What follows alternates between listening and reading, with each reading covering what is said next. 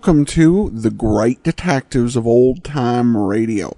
From Boise, Idaho, this is your host, Adam Graham. If you have a comment, email it to me, box13@greatdetectives.net. Follow us on Twitter at Radio Detectives and become one of our friends on Facebook, facebook.com/Radio Detectives.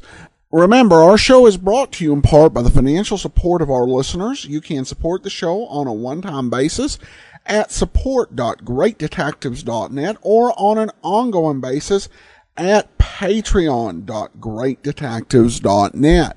Well, now it's time for today's episode of Richard Diamond. The original air date, May the 29th, 1949, and the title is The Betty Moran Case.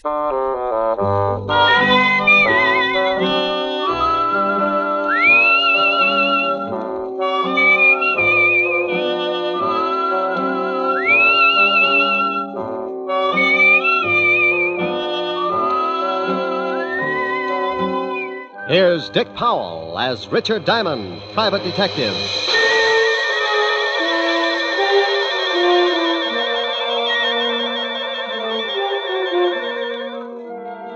My name's Diamond, and I'm in business for a very simple reason. I like money. Oh, sure, I could do better, but I don't believe in straining myself. I might make a few bucks more, but so what? You work harder, your back gets weaker, and you take that extra couple of bucks and spend it for a brace to keep you from folding in the middle.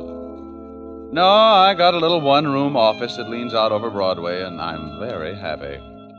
Sometimes I get a case that lasts a week, $100 a day in expenses, and I make enough to pay the rent.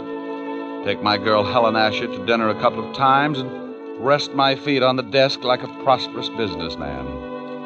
I'm in partnership with a shill called Human Nature. And with him on my side, it just figures that people are going to get in trouble.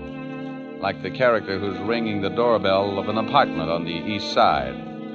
He's built just right for more trouble than he can handle.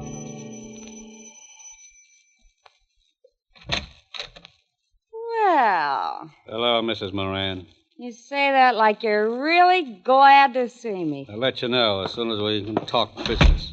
Did you bring a rubber hose along? Why? Are you going to be hard to get along with? This time, yes. Where's your husband? He went out. I tried to convince him the window was the quickest way to the street, but he's old-fashioned. He took the elevator. You're drunk. He can't get a bet out on me. Want a drink? Just get the 500. I don't want to be around when your old man gets back. You couldn't afford that, could you? No, and I don't think you could either, baby. Now let's stop playing games, Mrs. Moran. I've got a big, fat surprise for you, Mac. Keep it in small bills. Now, isn't that funny? That's your surprise. Yeah? Yeah. You don't get the money. You get something else. Stop yelling. You'll have the whole building up here in a minute. They'll be up anyway, Mac. A gunshot makes people curious. Now, wait a minute. You don't have to pull a gun. I don't have to do anything. And I'm breaking myself of one habit right now. I'm through paying your dirty blackmail. Now, you know I got my orders. If I don't collect, someone else will be around. Come on, give me the gun. Sure. A piece at a time. Oh. I need a drink.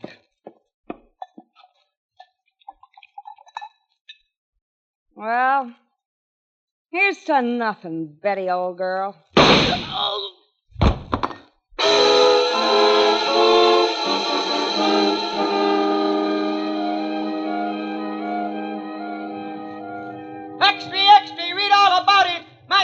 Shot to death in blackmail plot. Socialite Betty Moran kills gangster, then takes own life. Read all about it. Paper. Hi, kid. Oh, paper, mister? Yeah. Here you are. Keep the chair. Oh, thanks. Wealthy wife of William Moran kills... Well, I have to call Mr. Moran. No sense to lose a good source of income.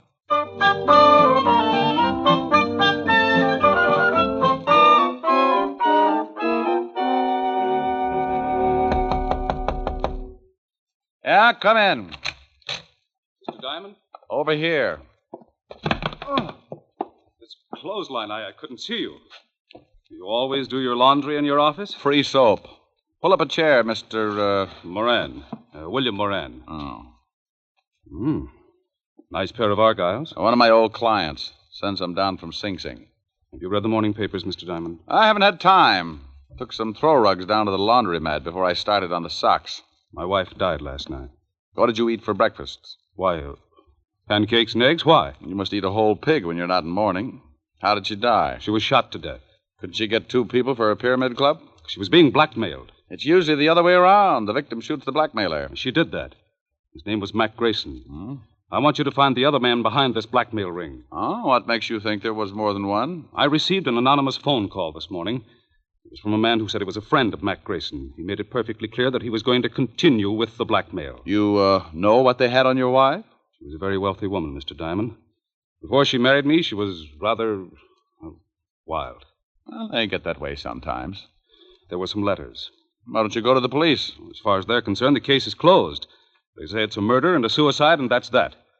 But I want to get the people who drove my wife to suicide. Okay, Mr. Moran, but if you want me to try and dig up your blackmailers, my fee is rather high. I want to start sending my laundry out. Money is no object. That's the nicest thing you could have said. $100 a day and a fifth of plasma. Plasma, Mr. Diamond? 100 proof. I never know what I'm going to run into in a case like this. I may bleed a little. You can reach me at Evergreen 45021. I'll write you a check. Here, use my pen. It's getting an inferiority complex. Do you know anything more about this man who called you this morning? No, only that he said he was a friend of Mac Grayson's. There you are, Mr. Diamond. This should be enough of a retainer. Oh, yes. And that's all you know? I'm sorry I can't be of more help. Oh, you've been a brick. I'll get the rest from homicide. Thank you and goodbye, Mr. Moran. Goodbye, Mr. Diamond, and good luck. Oh, I'm sorry I knocked down some of your washing. There. Well, I'll be hearing from you. Well, that's the way it goes. 1 minute you're washing socks, and the next you got enough money to stake out a claim on every night spot from Mott Street to Harlem. Unless a particular blackmail ring likes to kill private detectives. I had a hunch the assignment might run into overtime, so I put in a call to a lovely redhead named Helen Asher. Francis, the butler, answered, and I told him to pass the word along that I might be late for my date. I hung up before Helen could get on the pipe and start screaming at me like a wounded eagle. I locked the office, went down to 5th Precinct, and an old friend, Lieutenant Levinson. He was in charge of the homicide detail and could tell me about the late Mrs. Moran and her victim. When I walked in, Sergeant Otis was polishing his billy. Hello, Otis. The lieutenant in? Well, Richard Diamond, the All-American gumshoe. Oh, you're just jealous because that club you've got is a better shape than your head. Lieutenant, Diamond's out here. Okay, send them in. Tell me, Shamus, how does one get to be a great big private detective? Saving box tops? Well, you have to observe things, Otis, my boy. For instance, one look at your shirt, and I can tell you've been eating well for a week. Why don't you either get it cleaned or stick it in a pressure cooker? Hello, Walt. Now, wait a minute, Rick. If you've got a body somewhere, take it to another precinct. No, I'm a little short right now, but maybe I can dig one up. Yeah, that was a swell one. Is this just a social visit, or am I a dreamer? It's about the Moran suicide. You handle it? Uh-huh. One of the neighbors called us. They're both deader than Otis on a double date. What about the Grayson guy she knocked off? Cheap thug, couple of convictions. Oh, don't tell me Moran's been to you with that blackmail story. Yeah. He seems to think Grayson was working with someone. Rick, that guy pestered us all morning, but there's no proof of blackmail or anything else, except 2 people got killed. Give me a quick rundown. I don't know why you're interested. I think Moran drummed up the blackmail theory just to cover that his wife was running around with another man. Well, I'm interested because Moran gave me a fat $200 in advance to get me in the spirit of the thing. Well, if you want to be bored, here are the photographs of the deal. Here's Mac Grayson. Bullet entered his chest just below the 10th rib. Gun was a .32. Same one that the Moran dame used on herself. Enough powder burns on his shirt to show that she was standing pretty close when she gave it to him. She'd have to be not to miss him. Now, you can see she was lying about 10 feet from Grayson near the bar. Huh? Probably needed a stiff shot before she knocked herself off. That's the highball glass on the floor near her head. And that's the .32 she used, about 6 inches from her right hand, and only her prints on it. Powder burns on the girl? Sure, all over her temple. We did the paraffin test on her hand, too. She fired the gun all right. Did Grayson have any friends? We never tied him up with anyone except an old wino that hangs out on Skid Row, dump called the Parrot Club. Name's Wilbur Truitt. Huh? Yeah. Well, thanks, Walt. Now, look, the dame killed the guy and then shot herself. What more do you want? I'll let you know. Now, wait a minute. I know that gleam in your eye. I always get a sour stomach from it. You got something, you better tell me. Oh, you're a cynic, Walt. Have you talked to this Wilbur Truitt? We questioned him this morning. Got a tail on him? Sure, but he won't take us anywhere. Now, what are you cooking up? Well, maybe you think there's something to Moran's blackmail story. Oh, don't be an idiot. Then what are you tailing Truitt for? Because I can't take a chance. Blackmail's a federal rap, and if Moran keeps stirring up trouble, I want to be able to prove he's nuts. Now, you look here. I want to know what's on your mind. I'll send you a letter. Oh, Otis. Yeah, Lieutenant. Get me my bicarbonate. And shut up. Bye. Goodbye. I went through the squad room and out into the hall. I used the payphone by the door and put in a fast call to my client, William Moran. I had a hunch, and Moran's $200 retainer in my pocket gave him an A priority on it. Yes? Mr. Moran. That's right. This is Diamond, Mr. Moran. I've got a lead on someone who knew Mac Grayson. Well, that's fine, Mr. Diamond. Who is it? The guy who hangs out on Skid Row, named Wilbur Truitt. Ever heard of him? No. Oh. Well, he might have been the one who phoned you this morning. I think I'll go down and find out. Good. You'll keep in touch, won't you? Oh, as long as I'm on the case. Goodbye, Mr. Moran.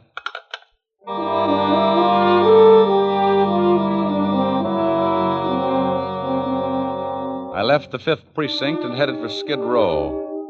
If you've never seen the street, it's a liberal education in the misery of human beings. Even the sun winds up with a hangover if it shines on the place too long. The Parrot Club was a cellar with a low ceiling and a drink of wine for 10 cents a glass. The smell of stale alcohol was so strong that if you opened the door to air the place out, the walls would probably cave in. I found Wilbur Truitt sitting at the bar with a dirty towel around his neck. He held the towel and a glass of wine in one hand, and with the other he pulled the towel, lifting his hand and the glass up to his mouth. You must have been an engineer.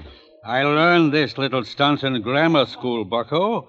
I started missing my mouth 30 years ago, so I used this towel as a sort of alcohol pulley. It cuts down the element of risk. Hate to spill a drop.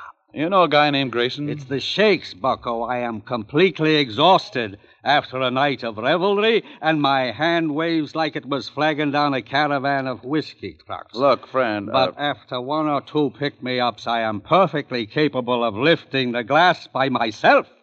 And come nightfall, I'm in excellent condition to entertain my little friends. Oh, swell. Most cowards let the little fellows frighten them, and they end up in Bellevue, but I like them.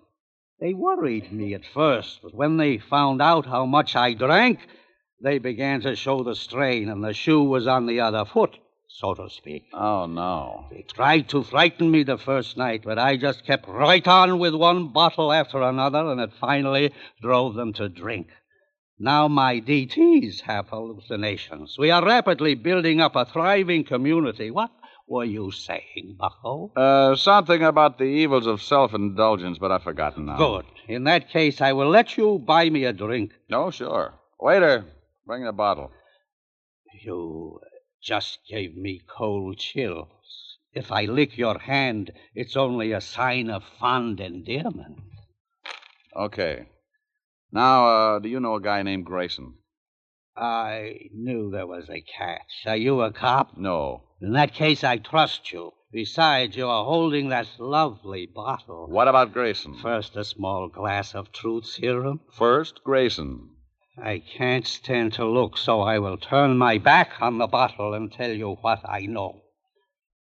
Mr. Mac Grayson, a very unsavory character who reached a sudden demise last evening, dealt in smutty pasts and made them pay off by milking his victims. He has only one friend, a Mr. Leo Fink. Now, please, I'm beginning to spit out wads of cotton. Where does this Fink live? Oh, you are indeed a heartless rogue. I was once. You aren't by any chance a spy from the Purity League? You get the bottle when I find out where Leo Fink lives. 1120 2nd Avenue now, please. Now, here you are. Don't struggle with the cork, bucko. I have just acquired the strength of an uncropped Samson.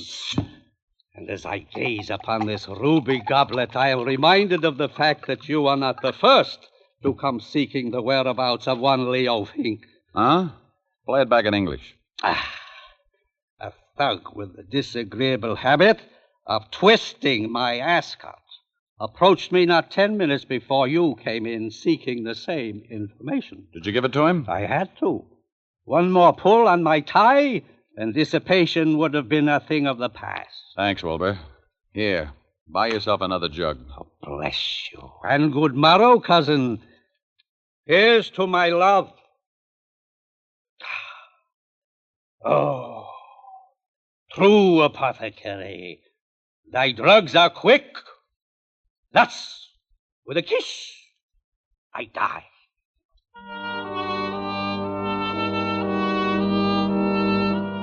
I left Wilbur with his first love and walked out on the street. I grabbed a cab and headed for Leo Fink's address. All the way over, I kept thinking how wonderful fresh air really was. When we finally got there, I paid off the cabbie and looked at my watch. It was 4:30, and the city was turning soft and mellow as the sun started giving up behind the tall buildings. I got that lousy feeling again when I looked across the street. A prowl car was parked at the curb, and it looked like Homicide's private limousine. Something was wrong. I went up to Fink's apartment in a hurry. Yeah? What do you want, Shamus? Well, good afternoon, Sergeant. I'm taking the census. How long ago did you die, sir? Very funny, Diamond. Otis, who is that? Diamond, who else? I didn't ask for a quick quiz on well-known personalities. Let him in. Yeah, Lieutenant. Shame on you, Otis. You'll never make an Eagle Scout. Hello, Rick. What do you want? I'll bet he's dead. You'll bet who's dead? You know who's dead. Sure, I know who's dead. Who do you think is dead? The guy I came up here to see. Well, who did you come up to see? Well, I think it's the guy who's dead. Don't you know? No, I ask you. Well, I'm telling you. You told me nothing. Look, why are you up here? Because I'm looking for a guy. What guy? I think it's the guy who's dead. Who's dead? Oh, he's on third. Don't you know? I think I know, Lieutenant. You shut up. Of course I know. Well, all right. If you're going to hold out on your old pal... Now, wait a minute. How did we get into this thing? Otis! Here's your bicarbonate, all mixed. All right, now let's start again. Walt, who's dead? Oh, let's not have two bodies up here. The guy's name is Fink. Leo Fink. Why did you say that in the first place? Because I don't have to do anything I don't want to do. Walt. Lieutenant Levinson. Now, what are you doing up here? Well, I came up to see Leo Fink, that's all. Well, he's in the other room. If he spills anything, don't believe it. He's been dead for 10 minutes. That's too bad. He knew Mac Grayson. Yeah, how did you find out? That sweet old gentleman you sent me over to, Wilbur Truitt. Oh, you got something out of him, huh? What else did he tell you? Nothing, but we struck up quite a friendship. I'm going to go back over and see what another bottle of wine will do to his memory. I'd better haul him in. Well, don't do it, Walt. Don't do it. I can find out things a lot quicker. Shh. I got a system. Okay, but keep me posted. I've got to clean up here. How did Fink get it? 2 bullets in the head. No idea who gave it to him. They used a Luger, I think. Hey, have you questioned Otis? Oh, go on. Get out of here. Walt, tell me, did you check the prints on that highball glass next to Mrs. Moran to find out whether they were from her right or left hand? Now, what difference does it make? I'll let you know. Now, you wait a minute. No, I can't. I'm behind schedule now. Bye. Oh, Otis!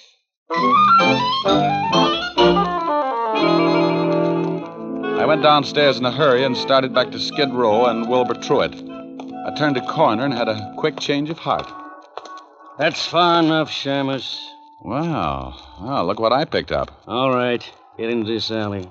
Now, why don't you put that cannon away? It shows up like a pair of gums at a dentist convention. Turn around and get going. I can run if it would help. Take your time. You haven't got too much of it left. Stop nudging. You got a cold barrel. Don't you like it? No, but it helps. A lesson in the manly art of self-defense. Next time, don't get so close with a gun. Well, what do you know? A Luger. Okay, so I'm a Butterfingers. You got the gun now. What are you going to do? I got a mean streak, and it shows up when someone tries to kill me. I'm going to ask a couple of questions, and if you don't answer them, you'll wish you'd picked on an octopus. Now get up! Oh, you're a big one. Now, who sent you after me? I don't know. Who sent you after me? Honest, I don't know. Oh, wait a second. All right, the guy told me on the phone his name was Jones. Sure, first name's John. Oh, wait. I know it's a phony, but he was recommended. You get paid for your work, don't you? Yeah, but this one I collect after the job. Where? I thought you'd gotten over that stubborn streak. Okay, The 8 o'clock ferry to Staten Island. He's going to slip me 2 bills. And you don't know his right name? No. Did you know Mac Grayson? I heard of him, but I never met him. Are you as handy with a 32 as you are with that Luger? Huh? Forget it. Next question. Who killed Leo Fink? Oh, that's a pretty big one. Okay, I'll word it differently. Who killed Leo Fink? I'll take the beating. Yeah. Well, I got a hunch this Luger of yours will check with ballistics. Come on. Homicide's still up in Fink's apartment. No, it's... What did you say? Okay.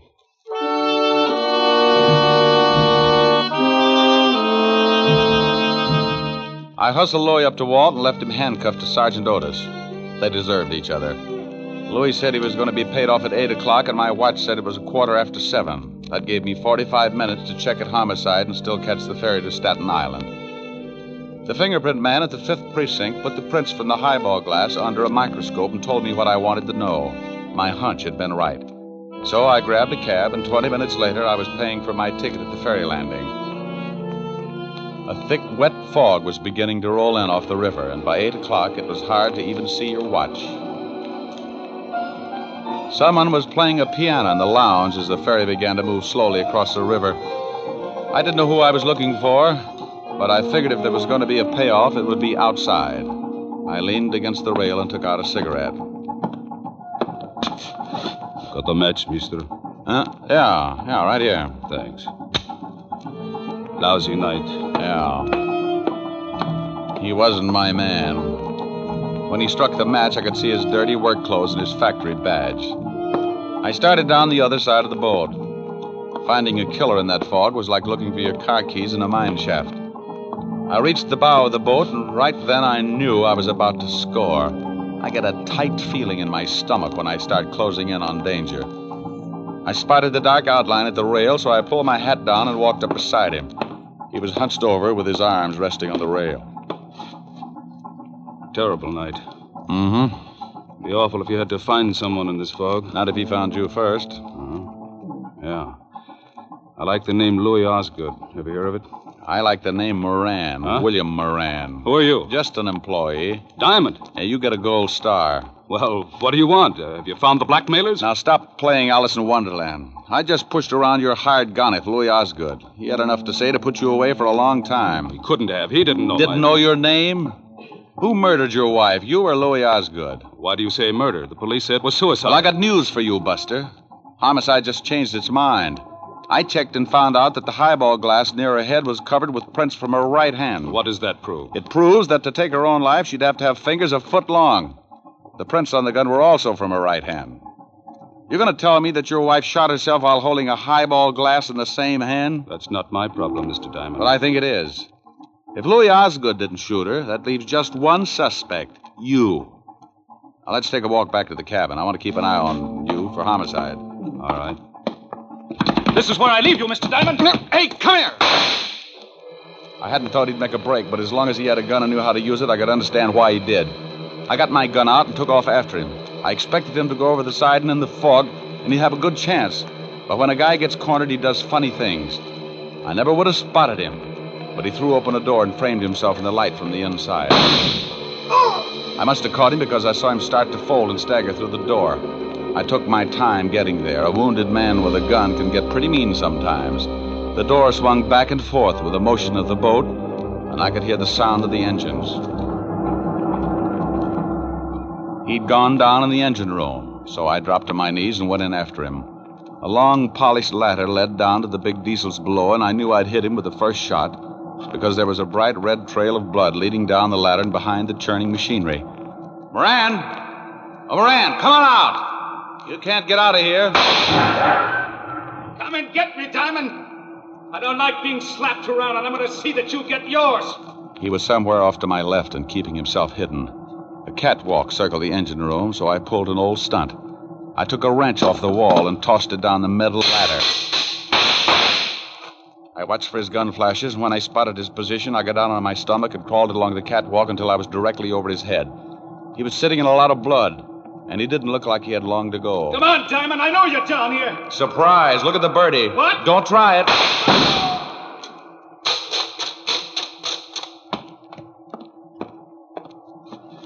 Sorry, Moran, but this just wasn't your night. You want to tell me about it? I shot my wife. I came in just after she shot Grayson. And she was standing at the bar with her back to me, mixing a drink. She dropped the gun by Grayson's body, so I picked it up and shot her. Wiped my prints off and put hers on it. Why did you do it? I hated her. She had money. I found some letters and turned them over to Mac Grayson, the well-known blackmailer. I wanted him to drive her crazy until she drank herself into a sanitarium, and then I'd have her money. I never guessed she'd kill Grayson, but when I did, I saw a chance to kill her and make it look like suicide. You should never have called me. The police were satisfied. I had to find Leo Fink. He knew I'd hired Grayson, and he was going to blackmail me. So when I dug up the little wino that knew Fink, you hired Louis Osgood to bump Fink and me. Is that right? Hey, Moran. Oh, well, it was a dull conversation anyway. Lousy night.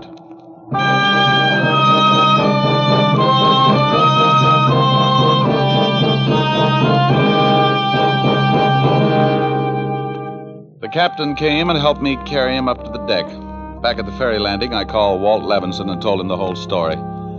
I didn't wait around. I just hung up in the middle of his lecture on good behavior and started walking.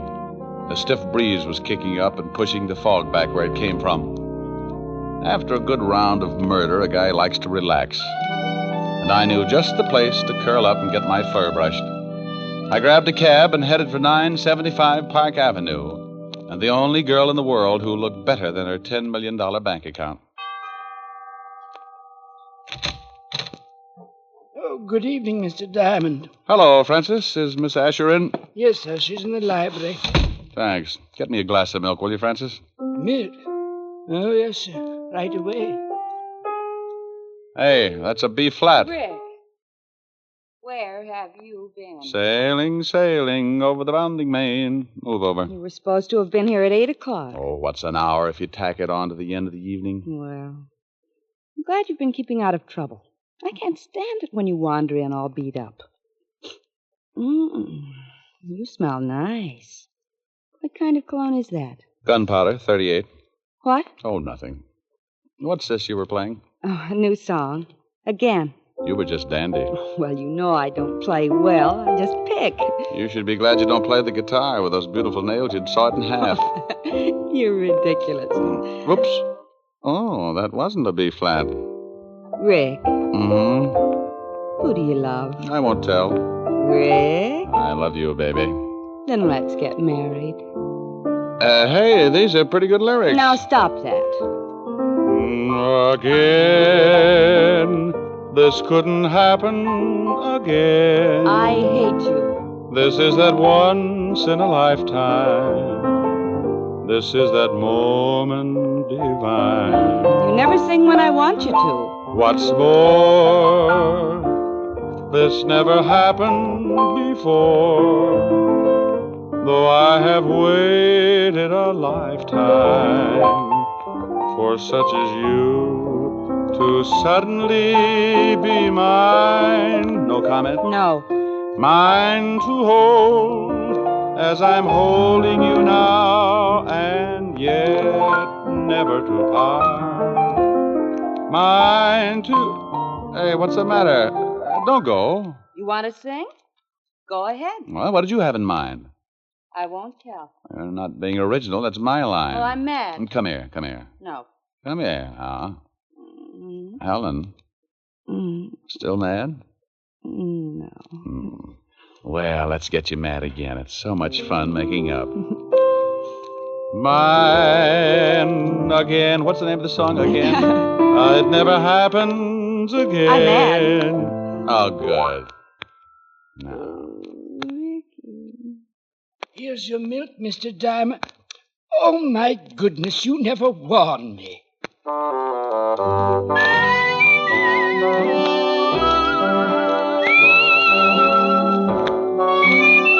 You have just heard Richard Diamond, Private Detective, starring Dick Powell. Helen was played by Virginia Gregg, Lieutenant Levinson by Ed Begley. Also in our cast were Wilms Herbert, Tal Avery, Herbert Butterfield, and Jack Petruzzi. Music was under the direction of David Baskerville. Richard Diamond is written by Blake Edwards and directed by William P. Rousseau.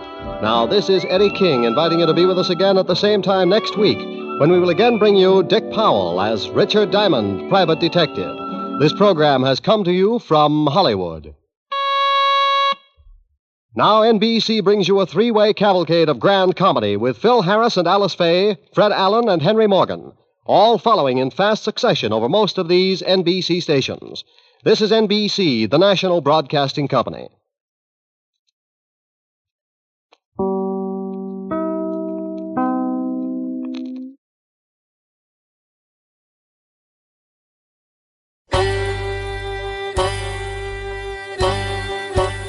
Hi, this is Andrew from OTRWesterns.com. I wanted to invite you to come take a look at our site. We stream live OTR Westerns 24 hours a day, 7 days a week, along with putting out podcasts of old-time radio westerns. Check us out at OTRWesterns.com. You're listening to The Great Detectives of Old-Time Radio with Adam Graham. Now let's get back into the show.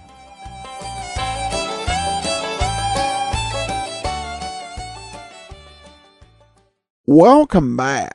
Well, you see how Richard Diamond managed this week to avoid getting major serious injury. He gave out major serious injuries and beatdowns instead of receiving. Now, I will say, I think most of the dialogue worked really well. There are some parts, I think, that the writers tend to go a bit overboard, such as when Diamond is being sarcastic with the husband of Betty Moran right after she died. Now, of course, it does turn out that he was responsible for the killing, so it's not as out of line in retrospect, though Diamond didn't know that at the time. So those are some of those, writers do get carried away.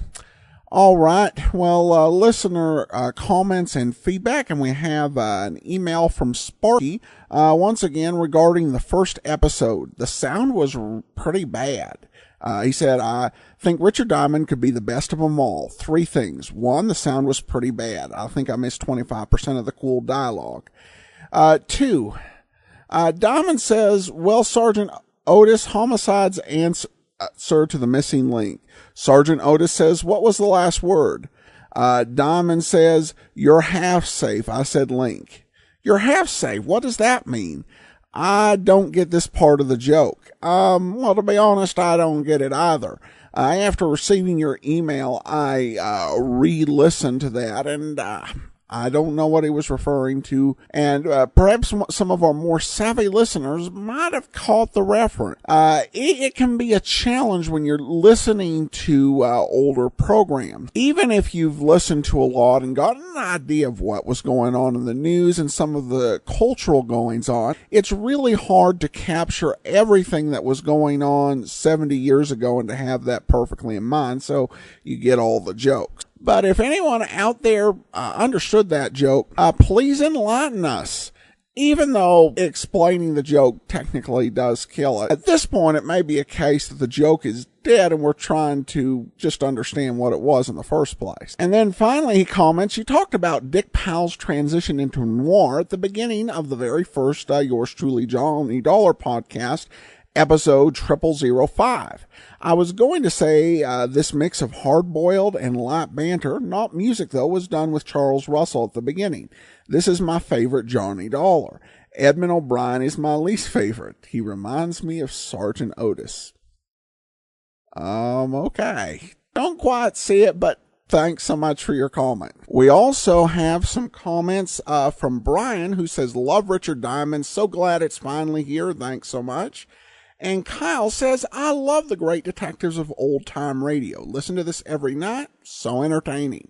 Well, thanks so much, Kyle. I appreciate your kind comments. All right, well, I announced that even though we didn't quite hit the Patreon goal of $600 in monthly sponsors, we would do a shorter summer series.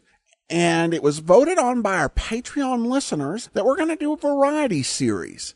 playing a lot of different old-time radio programs, and it's going to be a 6-week series. It starts today, and you can subscribe to it over at amazing.greatdetectives of old-time radio. It's the amazing world of radio with your host, Adam Graham. Just go to amazing.greatdetectives.net. And that will actually do it for today. Join us back here tomorrow for Boston Blackie. And then next Tuesday, the lineup returns. And then a week from today, we'll be back here with Richard Diamond. In the meantime, send your comments to box13 at greatdetectives.net. Follow us on Twitter at Radio Detectives.